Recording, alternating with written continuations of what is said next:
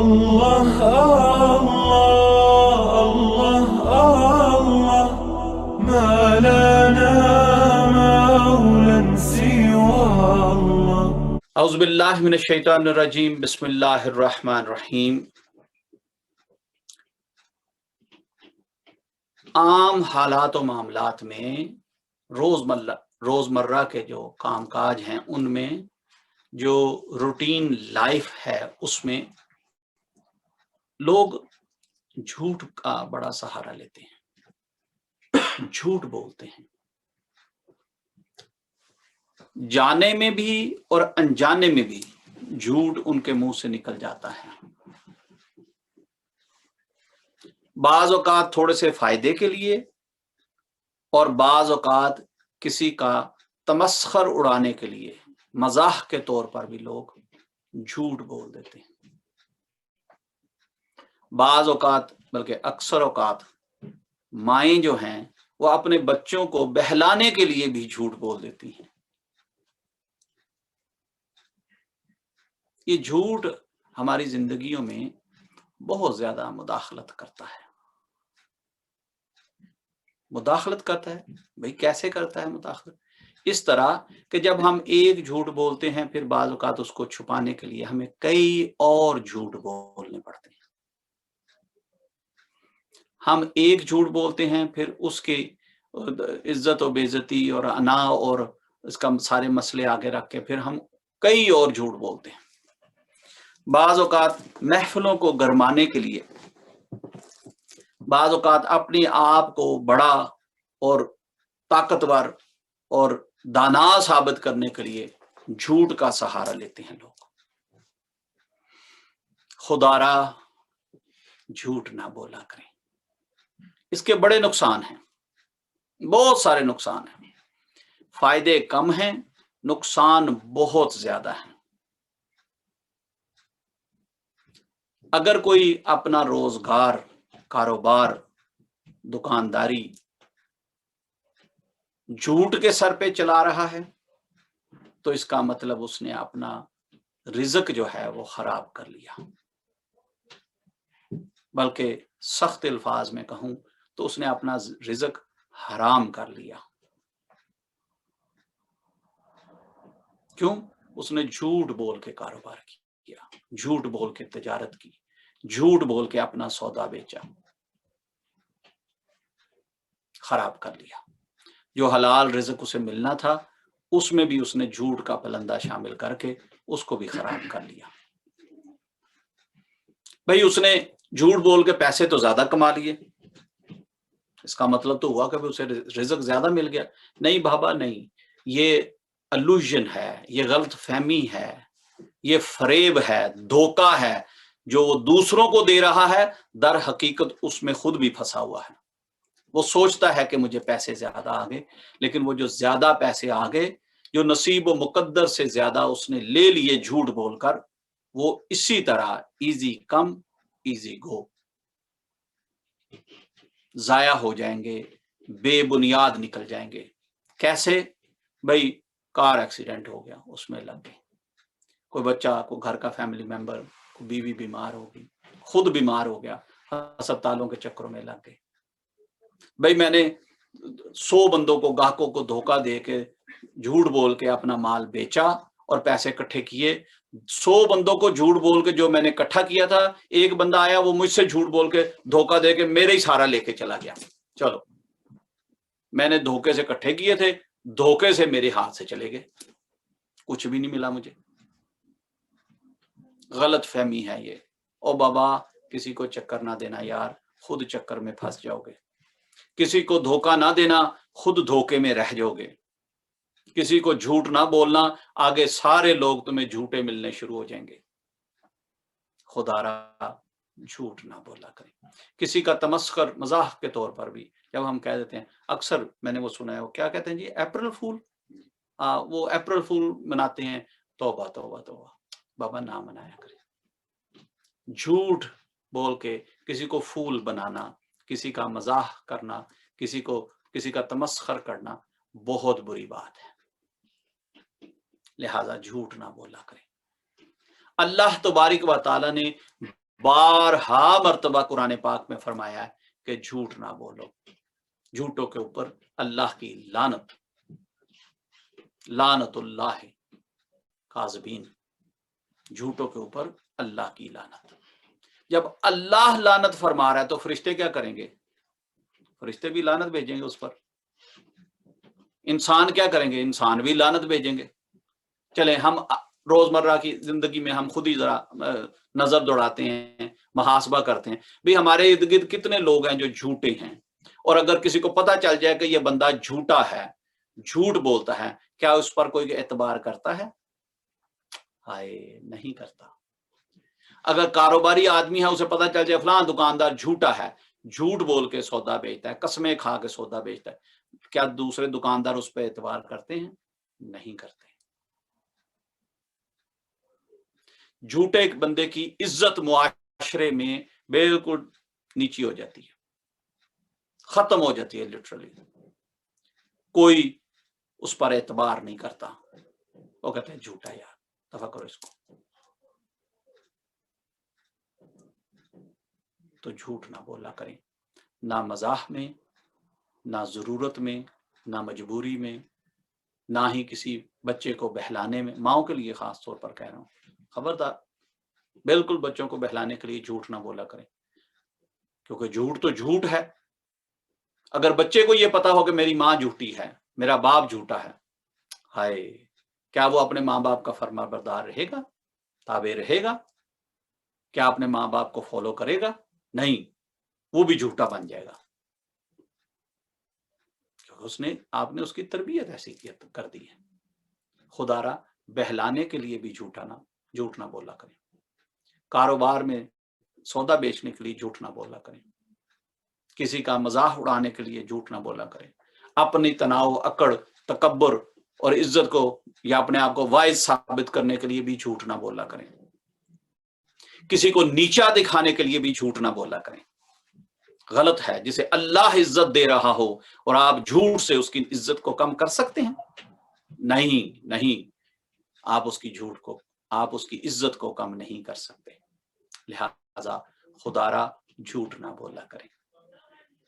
حضرت سیدنا ابو بکر صدیق رضی اللہ تعالیٰ عنہ، اللہ تبارک و تعالیٰ نے بوسیلہ محمد صلی اللہ علیہ وسلم ابو بکر کو صدیق کا خطاب دیا۔ صدیق سچے آدمی کو کہتے ہیں۔ یہ کو نا جی، یہ صدیق ہے، یہ سچا ہے، یہ صادق ہے، یہ محبت والا، کیا کہتے ہیں، دوست ہے۔ تو کیا ہی اچھا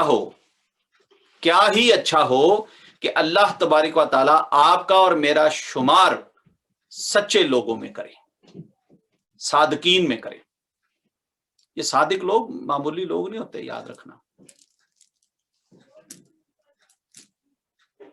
لہذا کوشش کریں، ایڑی چوٹی کا زور لگائیں کہ ہمیشہ سچ بولیں اور سچ کا ساتھ دیں۔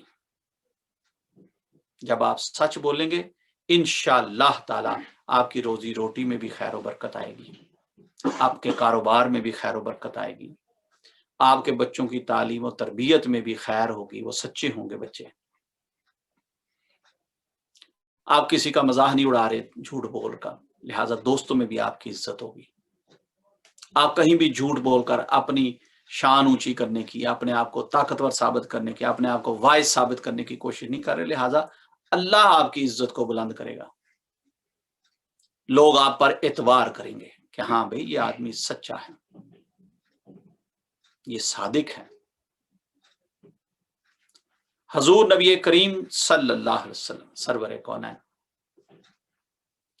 آپ نے 40 سال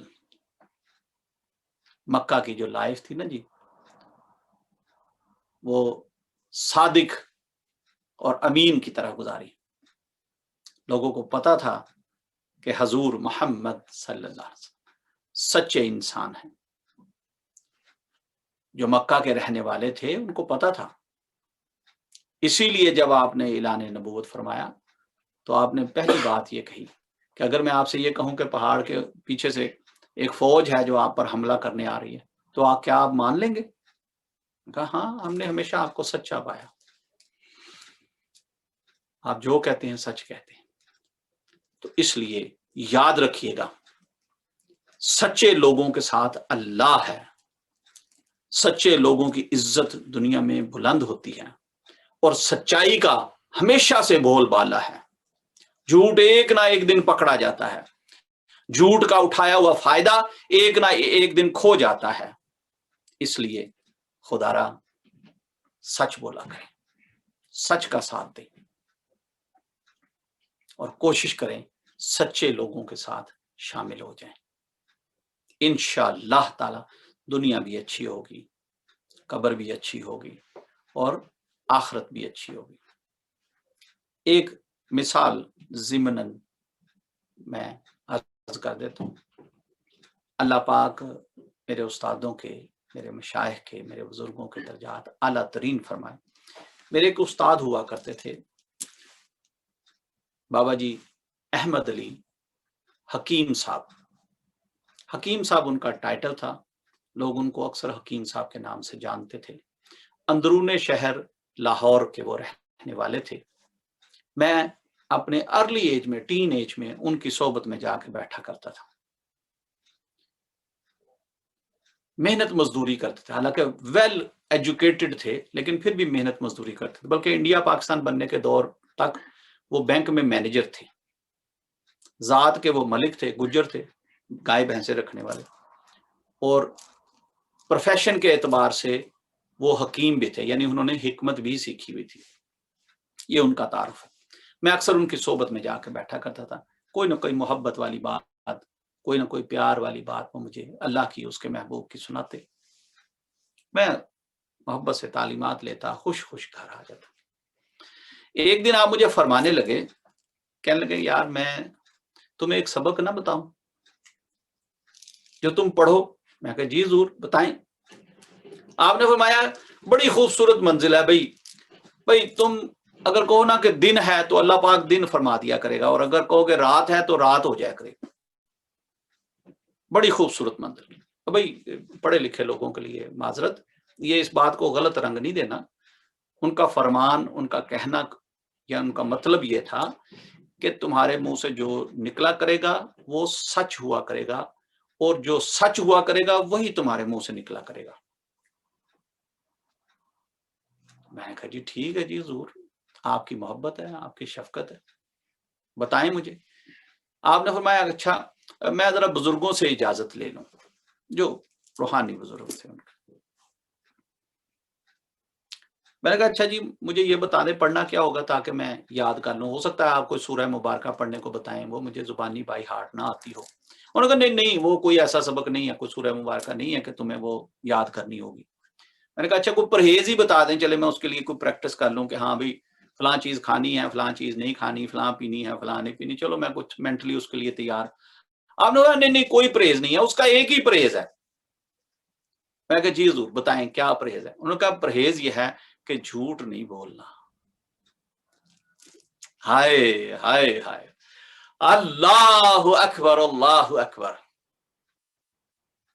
اس کا مطلب جو مجھے سمجھ آیا کہ اگر کوئی بندہ اللہ کا ایسا ہو کہ جس کے منہ سے سچ نکلتا ہو، وہ دن کہے تو دن ہو، رات کہے تو رات ہو، اور وہی وہ کہے جو سچ ہو، اور وہ جو کہہ رہا ہو وہ سچ کہہ رہا ہو، تو پھر یہ ساری طاقتیں روحانی، یہ ساری روحانی نورانی اور عرفانی منزلیں کسی جھوٹے پر کیسے کھلیں گی؟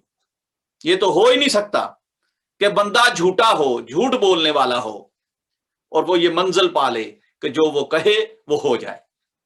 ہائے ہائے ہائے، یاد رکھیے گا جھوٹ نہیں بولنا۔ ہاں نقصان ہوگا، اتنا ہی ہوگا جتنا آپ کو نہیں چاہیے، ہو جائے گا۔ جو اللہ نے آپ کے مقدر میں لکھا ہے وہ سچائی کے ساتھ حاصل کریں۔ اچھا ایک اور بات، وقت تھوڑا ہے، بات کو مختصر کرتے ہیں۔ یہ جو رزق کمانا ہے، ایک ہوتا ہے رزق نصیب میں لکھا ہوا، کبھی اللہ پاک نے لکھ دیا نہ وقت سے پہلے نہ مقدار سے زیادہ، بس ملنا ہے. آپ آگے بھاگ اٹھیں، ادھر جائیں ادھر جائیں، رزق آپ کے پیچھے پیچھے بھاگے گا. ابھی لکھا ہوا ہے آپ کو ملنا ہے، اس رزق نے آپ کو ڈھونڈ لینا ہے. وہ جو رزق آپ کو ملنا ہے وہ کس در سے ملنا ہے یہ آپ کی چوائس ہوتی ہے، یہ آپ کا اس پر اختیار ہوتا ہے. بھئی میں نے سولسٹر بننا ہے تو اللہ تبارک و تعالیٰ آپ کا رزق اسی فیلڈ میں فرما دیں گے.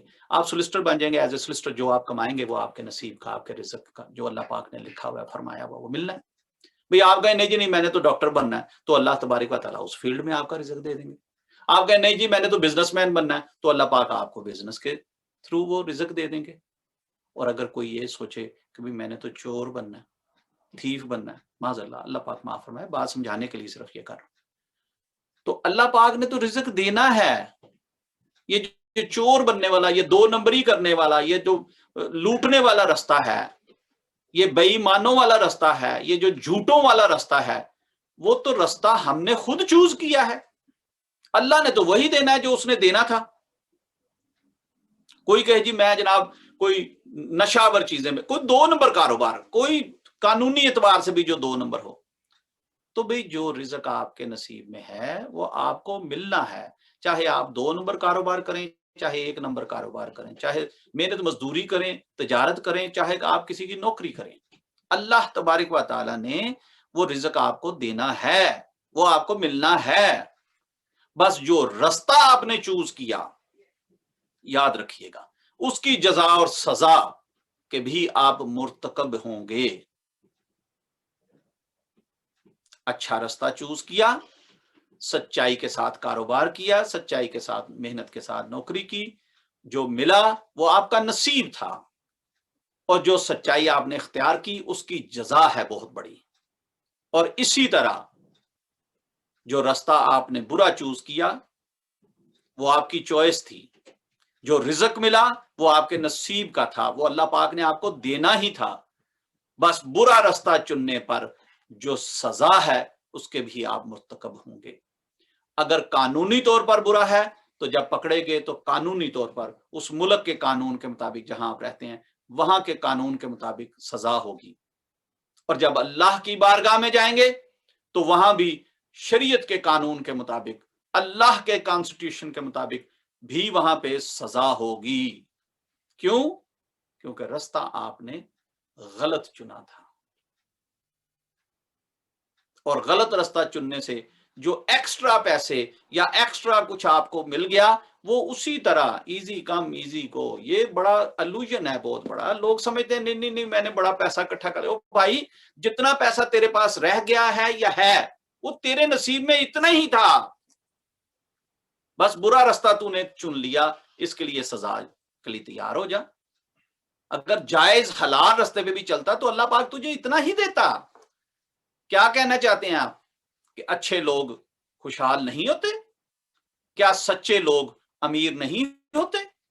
ہم سب اہل طریقت ہیں، طریقت کے ماننے والے ہیں، طریقت کے پیروکار ہیں. حضرت شیخ عبد القادر جیلانی محبوب سبحانی رحمت اللہ تعالی جو طریقت کے بہت بڑے علمبردار ہوئے، آپ ایک رئیس آدمی تھے، امیر آدمی تھے، آپ کے شپ جاتے تھے مال لے کر ٹورز پر. وہ آپ سب نے وہ واقعہ سنا ہوگا کہ ایک چور آیا، وہ آپ کا جبہ چرانے کے لیے صفوں میں چھپا رہا ساری رات مسجد میں. وہ جبہ قیمتی تھا، واقعی قیمتی تھا، اس میں نگینے جڑے ہوئے تھے، جواہرات جڑے ہوئے تھے اس میں، اور اس وقت کے کپڑوں میں وہ سب سے بہترین کپڑوں کا بنا ہوا تھا. اتنا قیمتی تھا کہ چور تاغ لگا کے رکھتے تھے کہ بھی کسی طرح یہ جبہ چرا لیں. وہ دیگر بات ہے، وہ چرانے جبہ آیا، ہائے ہائے ہائے، سرکار نے سینے سے لگا کے اسے وقت کا کتب بنا دیا کہ جا بھی اب تو جا کے ڈیوٹی کا دین کا کام کیا کر. سبحان اللہ. یہ کہتے ہیں کہ نگاہ ولی میں وہ تاثیر دیکھی، بدلتی ہزاروں کی تقدیر دیکھی. وہ تقدیر بدلنا یہ نہیں ہوتا کہ کوئی پیسے زیادہ آ جائیں گے فقیر کے پاس بیٹھیں گے، تو یہ تقدیر ہے کہ ہو سکتا تھا، یقیناً تھا کہ جہنم رسید کر دیا جاتا، لیکن ایک فقیر نے سینے سے لگا کے، ایک ولی اللہ نے سینے سے لگا کے، ایک صاحب علم نے، صاحب نگاہ نے توجہ فرما کے اس کو جنت کا حقدار بنا دیا، بلکہ ایسا حقدار جو اپنے ساتھ کئی لوگوں کو جنت میں لے کے جائے گا۔ اللہ پاک آپ کو، مجھے، ہم سب کو سچا آدمی بنائے، صادق بنائے، اور ہم سچوں کے ساتھ ہوں، اور جب روز محشر اٹھیں تو سچے لوگوں میں ہمارا شمار ہو۔ اللہ پاک عمل کی توفیق عطا فرمائے۔ درود پاک بہت سارا پڑھا کریں، درود پاک کی بہت ساری برکتیں ہیں۔ انشاءاللہ تعالی آئندہ جو ہمارا موضوع ہوگا وہ درود پاک پہ کے حوالے سے ہوگا۔ بہت ساری برکتیں ہیں، بہت سارا آپ کو پتہ ہے، بہت سارے علماء، حفظاء، عالم دین، مفتی حضرات، مقررین بہت سارا بیان فرماتے رہتے ہیں۔ چلے ہم بھی تھوڑا سا محبت کا اظہار کریں گے اپنا درود پاک کی تعریف میں۔ تو انشاءاللہ آئندہ جو ہمارا موضوع ہوگا وہ درود پاک کے حوالے سے ہوگا، تو اس پہ پھر انشاءاللہ تفصیل سے بات کریں۔ دعا کے لیے ہاتھ اٹھائیں جی، سینے کے برابر ہوں، لب ہلا کر آمین کہیں، اور ادب سے اگر بیٹھے ہیں تو دو زانو ہو کر بیٹھیں۔ اللہ پاک آپ کی، ہماری حاضری، عاجزی اور دعائیں اپنی بارگاہ میں شرف قبولیت عطا فرمائے۔ یا صاحب الحیا یا سخا یا ذوالجلال والاکرام یا مالک القدوس، اللہ تیرے نام مبارک کا ذکر کیا، حق ادا نہیں کیا، کوشش کی ہے، اپنی بارگاہ میں قبول فرما۔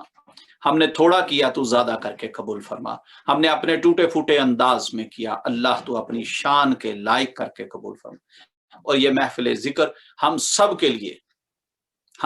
کے لیے باعث برکت، باعث رحمت، باعث نجات بنا دے۔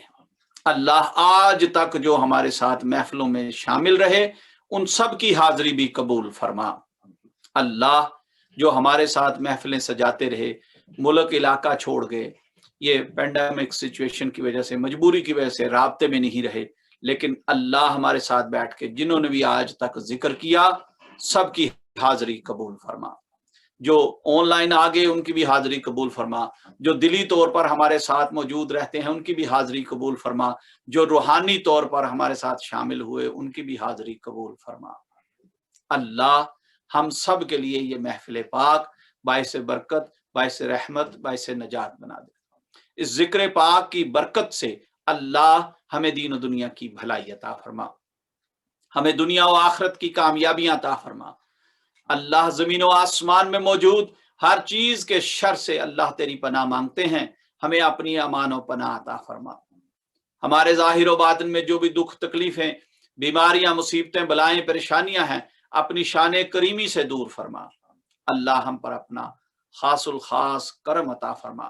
ہمارے مشائخ، ہمارے اساتذہ، ہمارے والدین کے درجات اعلیٰ ترین فرما، جو حیات ہیں انہیں بلند درجہ عطا فرما، زندگی تندرستی عطا فرما، سلامتی عطا فرما۔ جو دنیا سے چلے گئے ان کی بخشش و مغفرت فرما، ان کی قبر کی، حشر کی منزلیں آسان فرما، جنت الفردوس میں اعلیٰ مقام عطا فرما۔ اللہ ہمیں دین اسلام پر استقامت عطا فرما۔ جتنی بھی زندگی ہے قیام و رکوع اور سجدے کرتے گزرے، ذکر کرتے گزرے، ایسا کرم عطا فرما۔ جب موت آئے تو کلمے اور ایمان پر ہمارا خاتمہ کرنا۔ اللہ ہمارے سینوں کو اپنے نور سے منور فرما دے، اللہ ہمارے سینوں کو اپنے نور سے کشادہ فرما دے، اللہ ہماری دعاؤں کو شرف قبولیت عطا فرما لے، اللہ ہماری نیتوں کو بھی اپنی بارگاہ میں قبول فرما لے، ہماری حاضری کو بھی قبول فرما لے، جو بھی آج تک دین کی خدمات کی ہیں سب قبول فرما لے، جو آج تک عبادات کی، نمازیں پڑھی اللہ سب قبول فرما لے، جو صدقات خیرات کیے، زکوٰۃ دی اللہ سب قبول فرما لے، جو حاضری آج اب تیری بارگاہ میں لگا رہے ہیں اللہ اپنی بارگاہ میں قبول فرما لے۔ اللہ کل امت مسلمہ کی خیر فرما، عالم اسلام کی خیر فرما، مسلمان ملکوں، علاقوں، سرحدوں کی خیر فرما۔ اللہ مسلمانوں کی عزتوں شرموں کی املاک کی خیر فرما۔ اللہ اس دیار غیر میں ہم سب کو اپنی امان و پناہ عطا فرما، شیطان کے شر سے بچانا، نفس کی چال بازیوں سے بچانا، جھوٹے مکر و فریب والے لوگوں سے بچانا۔ اللہ काफरीन से बचाना, मुनाफिकीन से बचाना, हासदीन से बचाना, काज़बीन से बचाना। अल्लाह तेरी प्रोटेक्शन चाहते हैं, तेरी अमान चाहते हैं, अपने महबूब के सदके वसीले से अता फरमाना। हमारे बच्चे बच्चियों के नसीब व जोड़ मुकद्दर अच्छे फरमाना। जो हसूल इल्म में लगे हुए हैं अल्लाह उन्हें दीन और दुनिया के बेहतरीन अलूम अता फरमा। अल्लाह हमारे बच्चों को हदायत पर रखना, ये तो अदब वाला बना के रखना, आपस में इत्तफाक मोहब्बत वाला बना के रखना। या अल्लाह हमारे बच्चों को हमारे लिए सदका जारिया बना देना, हमारी आंखों की ठंडक बना देना। अल्लाह दीन इस्लाम पर उनको इस्तकामत अता फरमा।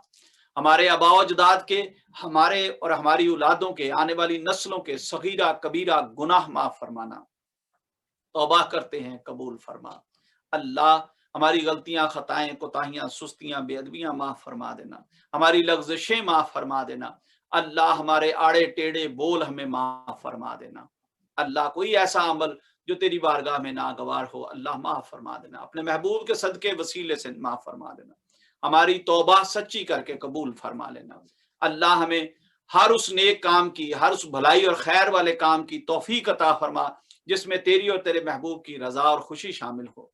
हर उस बुराई से, गंदगी से, गुनाह से बचने की तौफीक अता फरमा अल्लाह जिसमें तेरी और तेरे महबूब की नाराजगी होती हो। अल्लाह हमें ऐसा बना दे जैसा तुझे पसंद आ जाए। हम दीन की खिदमत करना चाहते हैं, हमसे दीन का काम ले ले, हमसे, हमारी औलादों से, हमारी नस्लों से दीन का काम ले ले। अल्लाह हम पर रहम फरमा। जिन्होंने भी दुआओं के लिए कहा या हम पर हक है, अल्लाह हमारी तमाम दुआएं उनके हक में भी कबूल और मकबूल फरमा। जिन लोगों को कोई एमिग्रेशन के, कोई कोर्ट कचहरी के मामलात हैं, अल्लाह अपने खजाना गैब से उनकी मदद फरमा। अल्लाह जो अपने रिज़्क़ की वजह से तंगी में हैं, अल्लाह उन्हें हलाल और तैयब रिज़्क़ अता फरमा। अल्लाह जो बे औलाद हैं उन्हें नेक और सालेह औलादें अता फरमा। जो बच्चे बच्चियां अपने नेक जोड़ के लिए, रिश्तों के लिए इंतजार में बैठे हैं, अल्लाह अपने खजाना गैब से उन्हें नेक रिश्ते अता फरमा। अल्लाह अपना करम अता फरमा। जिन जिन साथियों ने भी हमसे मोहब्बत की, हमारे खिदमत की, अदब किया, अल्लाह उनको बहुत सारा अरूज अता फरमा। जिन्होंने भी हमारे साथ सिलह रहमी किया, अल्लाह सब पर अपना लुत्फ व करम जारी सारी फरमा। अहले इलाका, अहले मोहल्ला पर अपना करम अता फरमा। खुसूसन बिल खुसूस बीमारों के लिए दुआ गो हैं, या अल्लाह तमाम बीमारों को शिफा अता फरमा। या अल्लाह रिजवान साहब के, अजीम साहब की वालदा को जिंदगी, तंदुरुस्ती, शिफा और सलामती अता फरमा। हमारी मुरीद बीबी हैं, उनको भी या अल्लाह पाक जिंदगी, तंदुरुस्ती, शिफा और सलामती अता फरमा। हमारे बहुत अजीम उस्ताद, हमारे बुजुर्ग जिन्होंने हमसे आज तक बहुत मोहब्बत की, बहुत शफकत की, बहुत निगाह करम फरमाई, मेरे उस्ताद बाबा जी साईं मोहम्मद तुफैल सरकार को अल्लाह जिंदगी, तंदुरुस्ती, शिफा और सलामती अता फरमा। हमारे मुर्शिदों को भी, जिस वली कामिल ने, जिस मर्द कलंदर ने हमें हक और सच की राह दिखाई, आपके दर्जात आला और बुलंद अता फरमा, आपको उम्र खिजरी अता फरमा। या अल्लाह हुजूर मियाँ साहब मुबारक को उम्र खिजरी अता फरमा। हुजूर मुबारक साहब रहमतुल्लाह ताला का फैज पूरी दुनिया में आम फरमा। जिन बुजुर्गों का, अहमद अली हकीम साहब सरकार का जिनका आज जिक्र हुआ, अल्लाह उनकी कब्र को अपने अनवारात से भर देना।